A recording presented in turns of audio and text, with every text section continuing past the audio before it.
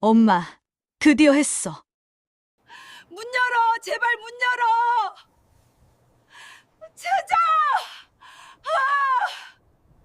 시어머니를 베란다에 가뒀어. 잘했어, 내 딸 우리 동민이가 얼마나 고통스럽게 죽었는지 똑똑히 느끼게 해드려야지. 순간 들려온 상대방의 목소리는 너무나 섬뜩했습니다. 영상 시작 전 평생 무료인 구독 버튼과 엄지척 버튼 눌러주세요. 알림 설정도 해두시면 새 영상이 올라올 때마다 제일 먼저 영상 시청하실 수 있습니다. 그리고 댓글창에 행복 딱 두 글자만 써보세요. 10배로 돌아갑니다. 감사합니다. 이야기 시작합니다. 30해 전의 일입니다. 저는 아직 젊은 혈기로 가득 차 운수업체를 꾸려나가고 있었습니다. 돈을 벌겠다는 일념 하나로 새벽부터 밤늦도록 앞만 보고 달렸습니다. 몸이 2개라도 모자랄 만큼 바쁜 나날이었지요. 그날도 여느 때와 다름없이 숨 가쁜 하루를 보내고 있었습니다. 서울 변두리에 어느 공사장 앞을 지나고 있던 때였습니다. 도로는 늘 먼지와 흙더미로 어수선했고 대형 트럭들이 오가는 탓에 위험이 도사리는 곳이기도 했습니다.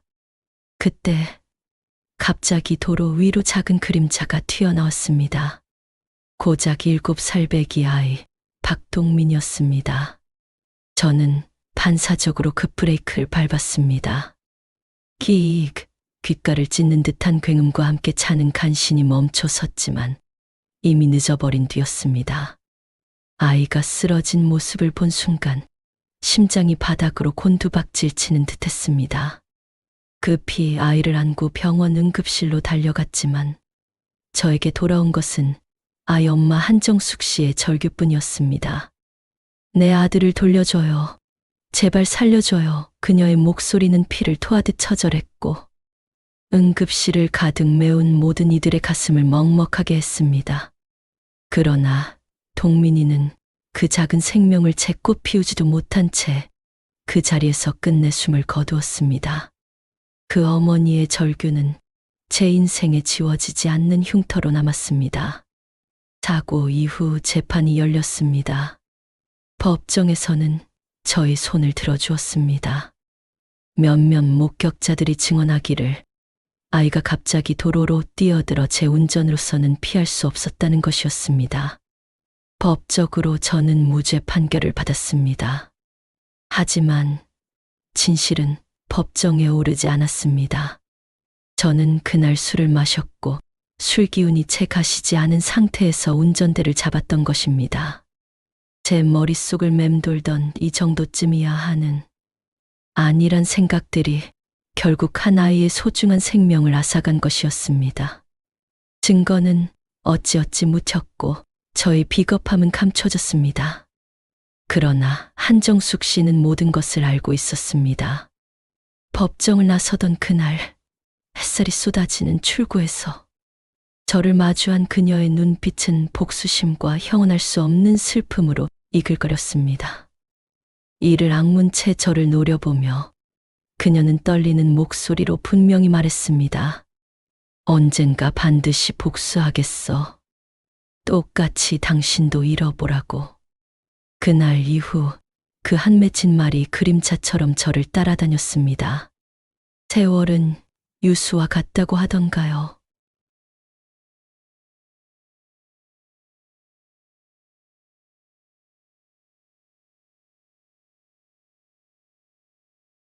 박동민 군의 사고 이후 20해의 시간이 훌쩍 흘러 있었습니다. 그간 제 삶은 겉으로 보기에 평온했습니다. 운수업체는 제법 규모를 키웠고 사회적으로도 안정된 위치에 자리 잡았습니다. 어느 날 아들 우진이가 결혼할 상대를 소개하겠다며 저를 찾아왔습니다. 아들이 만나고 있다는 사람은 한소영이라는 이름의 간호사였습니다. 엄마, 소영이 정말 좋은 사람이야. 아들 우진이의 목소리에는 행복이 가득했습니다. 한소영 씨를 처음 만났을 때 저는 참 착하고 예쁜 며느리감이라는 인상을 받았습니다. 간호사라는 직업 역시 제 마음에 들었습니다. 소영 씨는 제게 정중하게 고개를 숙여 인사했습니다. 어머니, 잘 부탁드려요. 그녀의 인사에 제 마음이 따뜻해졌습니다. 저는 그저 아들 우진이가 참 좋은 사람을 만났다고 생각할 뿐이었습니다. 소영 씨의 어머니와도 만남을 가졌습니다. 그분 역시 정중하고 예의 바른 분 같았습니다. 대화하는 내내 큰 불편함은 없었습니다. 다만 가끔 저를 바라보는 그분의 시선이 순간적으로 조금 차갑다는 느낌을 지울 수 없었습니다. 하지만 처음 만나는 사이니 어색해서 그런 것이겠지 하고 대수롭지 않게 넘겼습니다. 우리 아들이 좋은 사람 만났네요. 그저 행복한 웃음만 지었습니다. 마침내 결혼식 날이 찾아왔습니다. 모든 것이 완벽하게 진행되었습니다. 소영 씨가 순백의 웨딩드레스를 입고 버진 로드를 걸어오는 모습은 그야말로 천사 같았습니다. 환하게 웃는 아들 우진이의 얼굴을 보며 저 역시 흐뭇한 미소를 지었습니다. 결혼 첫 해는 정말 행복했습니다. 제 인생에 이런 평온이 올 줄은 생각지도 못했습니다. 며느리 소영이는 저를 친어머니처럼 살뜰하게 잘 따랐습니다. 아침마다 어머니, 불편한 곳은 없으세요? 하고 물어오는 다정한 목소리는 제 마음을 녹였습니다. 한 번은 제가 감기에 걸려 몸져 눕자 소영이가 한달음에 달려와 극진히 간호해 주었습니다.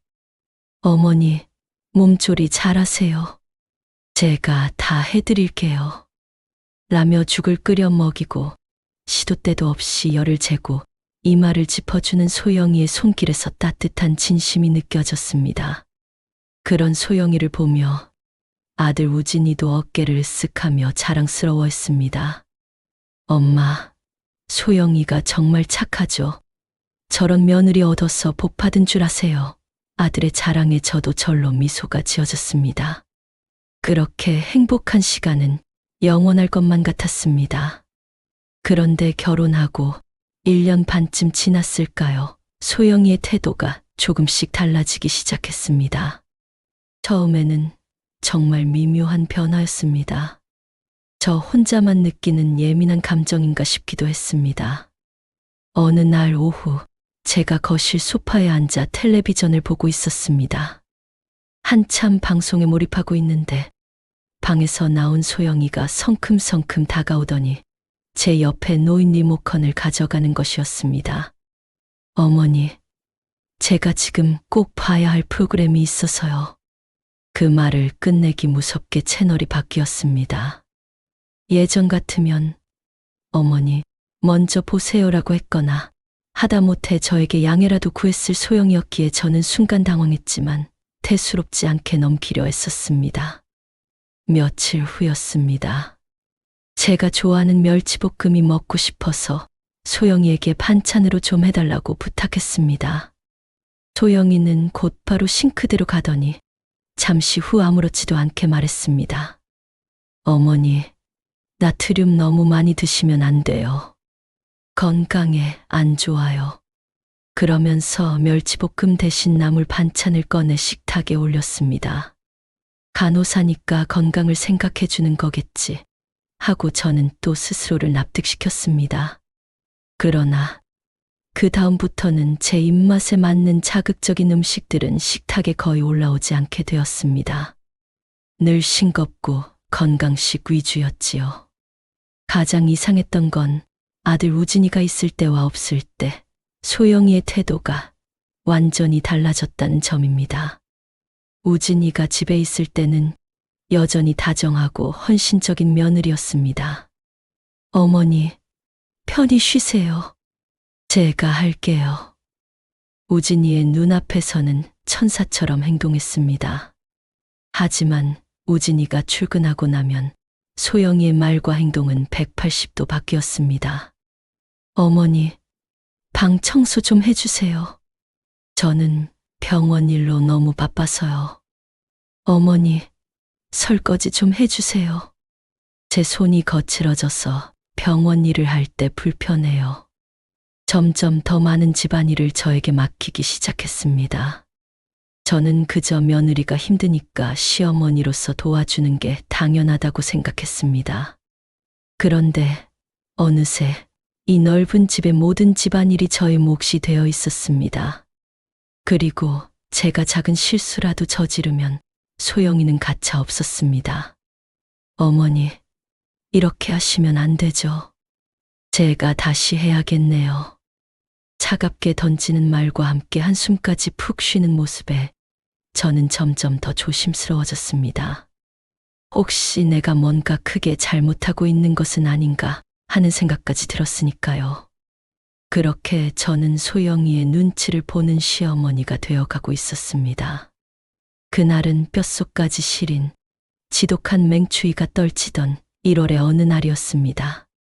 한파경보가 연일 이어졌고 기상청에서는 기온이 영하 15도까지 곤두박질 칠 것이라는 예보를 내보냈습니다. 창밖 세상은 온통 눈과 얼음으로 뒤덮여 한치 앞을 예상할 수 없을 만큼 차가운 공기가 집 안까지 스며드는 듯했습니다. 그때 며느리 소영이가 나에게 다가와 조심스러운 목소리로 말했습니다. 어머니, 죄송하지만 베란다에 김치통 하나 놔뒀는데 혹시 좀 가져와 주실 수 있으실까요? 제가 어제부터 감기 기운이 있어서 그런지 너무 추운데 나가면 안 될 것 같아요. 소영이의 창백한 얼굴과 살짝 쉰 목소리에 저는 걱정스러운 마음이 들었습니다. 베란다는 난방이 전혀 되지 않아 한겨울에는 냉장고보다도 훨씬 더 차가운 공간이었습니다. 하지만 김치통 하나 가져오는 건 잠깐이면 될 일이었고 몸이 좋지 않다는 며느리를 위해 제가 조금 움직이는 것이 당연하다고 생각했습니다. 괜찮다.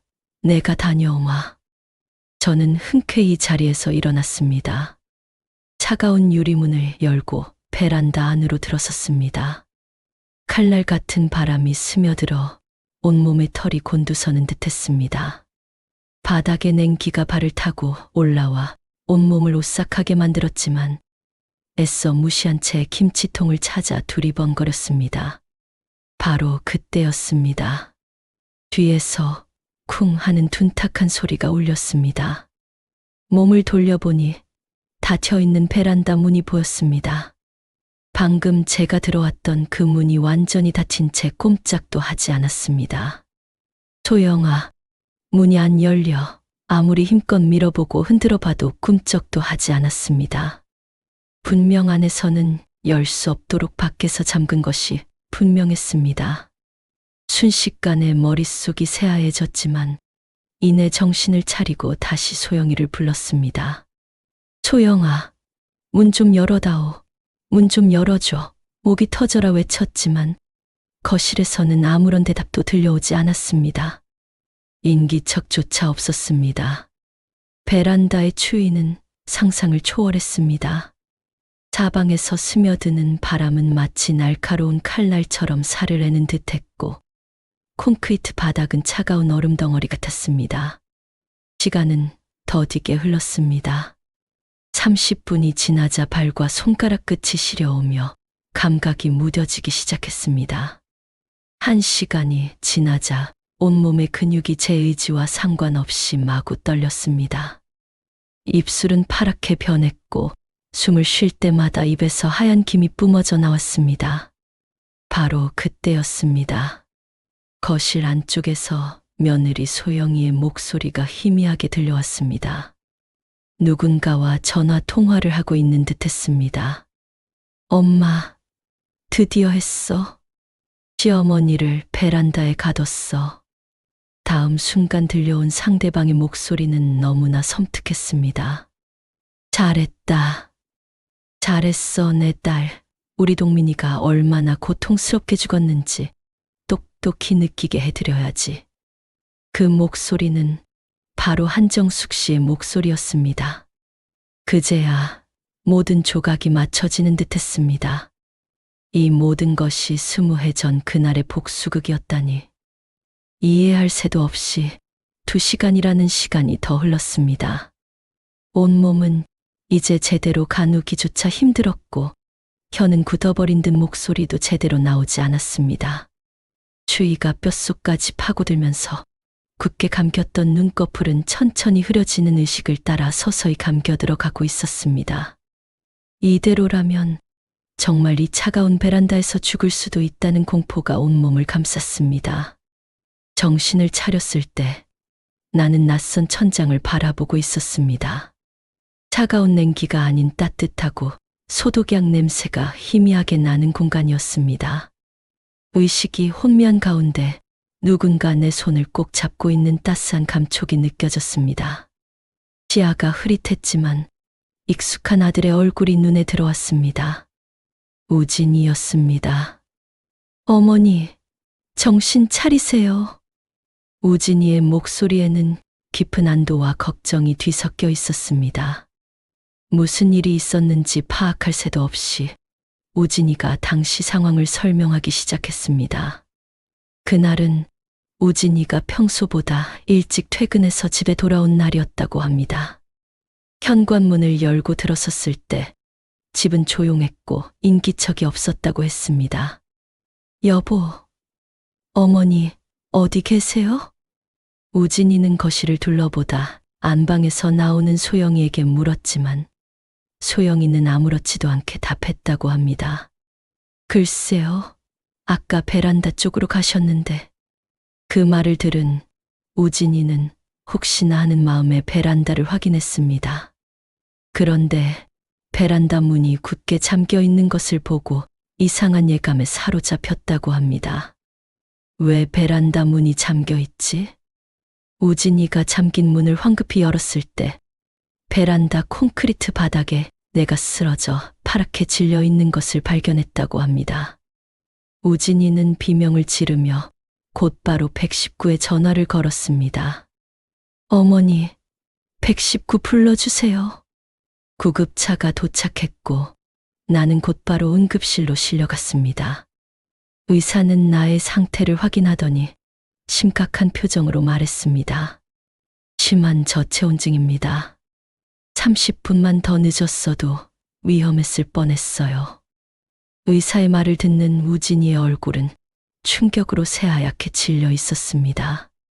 그동안 자신에게 그토록 다정했던 소영이가 이런 일을 벌였다는 것을 상상조차 할 수 없었을 것입니다. 나는 간신히 떨리는 목소리로 그날의 진실을 이야기했습니다. 소영이가 나를 베란다에 가뒀어. 나의 말을 들은 우진이는 당황한 표정으로 고개를 저었습니다. 그럴 리 없어요, 어머니. 분명 사고였을 거예요. 아들의 눈에는 여전히 며느리를 향한 깊은 신뢰가 담겨 있었습니다. 그러나 이어지는 충격적인 발견은 우진이의 믿음을 산산조각냈습니다. 우진이는 혹시나 하는 마음에 우리 집 주변에 설치된 CCTV를 확인했습니다. 바로 옆집 할머니가 도둑을 막기 위해 설치해두었던 CCTV였습니다. 그 영상 속에는 내가 베란다에 갇힌 동안 소영이가 거실에서 여유롭게 전화를 하는 모습이 선명하게 담겨 있었습니다. 통화 내용을 정확히 알 수는 없었지만 그 여유로운 태도는 우연한 사고가 아니라는 것을 명백히 보여주었습니다. 우진이의 얼굴은 순식간에 창백하게 변했습니다.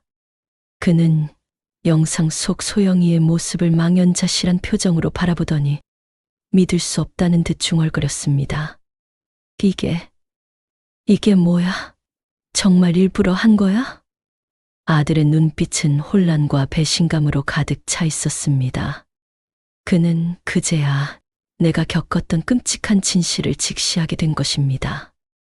며느리 소영이의 믿기지 않는 행동으로 경찰 조사가 시작되자 엉뚱하게도 30년 전 그날의 진실이 수면 위로 하나둘씩 떠오르기 시작했습니다. 제가 그토록 숨기고 싶었던 과거의 아픔이 아이러니하게도 이렇게 세상에 드러나게 되다니 참으로 기구한 운명이라는 생각을 지울 수 없었습니다. 조사 과정에서 드러난 사실은 충격적이었습니다. 정숙 씨가 굳게 믿고 있었던 사실, 즉 제가 그날 음주 상태에서 운전했다는 것은 맞았습니다.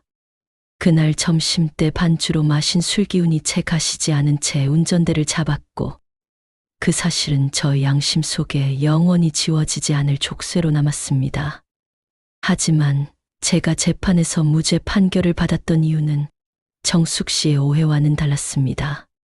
30년 전 그 당시의 음주운전에 대한 처벌 기준은 지금과는 완전히 달랐습니다. 혈중 알코올 농도가 훨씬 더 높아야 처벌받는 시대였고 음주 측정 또한 지금처럼 정확하게 이뤄지던 시절이 아니었습니다. 저의 음주 사실이 법적인 책임을 묻는 직접적인 증거로 작용하기에는 당시의 법규는 미비했던 것이죠. 더욱 결정적인 것은 사고의 원인이었습니다.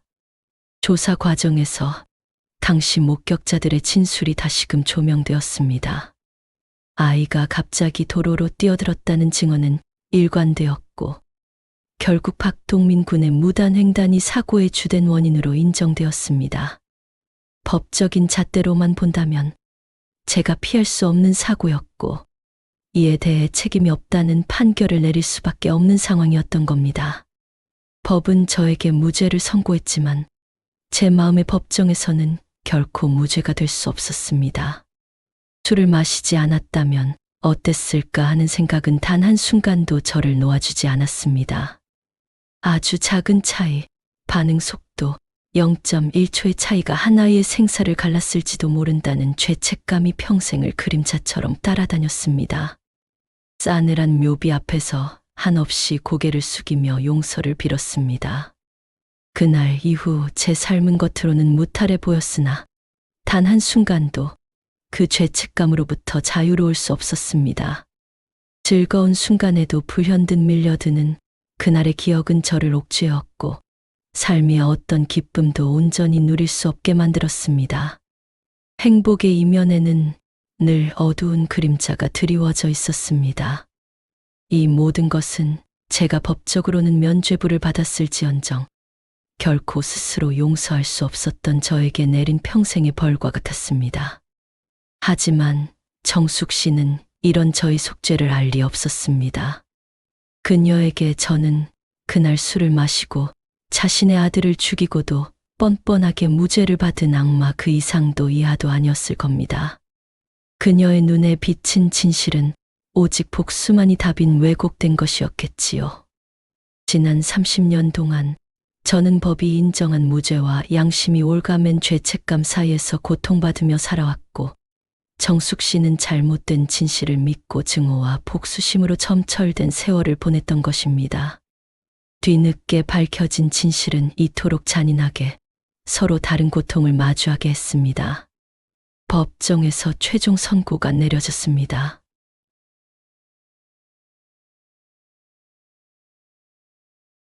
며느리 소영은 노인학대 및 살인 미수 혐의로 징역 2년 6개월을, 그리고 그 모든 사건을 뒤에서 지시했던 정숙은 교사범으로 징역 2년을 선고받았습니다. 판사의 선고문이 차가운 법정에 울려 퍼졌습니다. 피고인들의 행위는 개인적인 원한과 그로 인한 오해를 이유로 무고한 노인의 생명을 위험에 빠뜨린 중대한 범죄입니다. 판사의 마지막 말은 법정을 가득 메웠던 숨소리마저 집어삼키는 듯했습니다. 그 순간 우진이는 더 이상 주저하지 않았습니다.